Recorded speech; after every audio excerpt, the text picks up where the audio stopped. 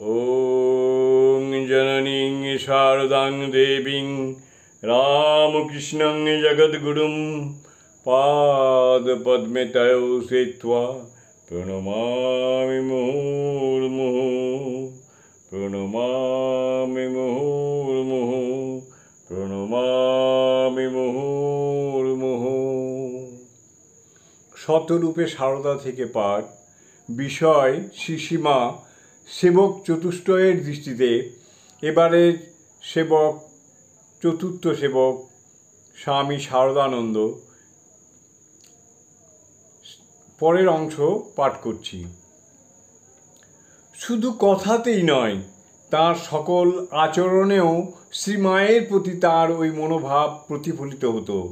এ সম্বন্ধে ব্রহ্মচারী প্রকাশচন্দ্রের লেখা থেকে কিছু অংশ উদ্ধৃত করা যেতে পারে।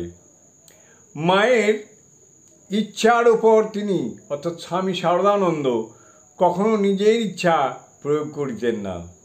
তাহার বিশ্বাস ছিল শ্রী শ্রী মাতৃদেবীর ইচ্ছা বা অনিচ্ছা দৈব নির্দেশ, মানুষের মন গড়া আইন সেখানে প্রযোজ্য নয়।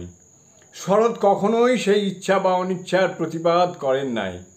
প্রতিবাদ তো দূরের কথা, তার মন সততই মানিয়া লইত যে মায়ের ইচ্ছাই ঠাকুরের বিধান।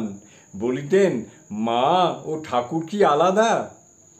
স্বামী শারদানন্দকে একবার একজন জিজ্ঞাসা করেছিলেন, আপনারা যে মাকে এত ভক্তি করেন সেটা কি গুরুপত্নী বলে?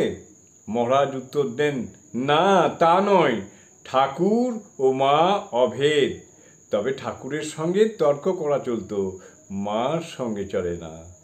জয় মা, জয় মা, জয় মা।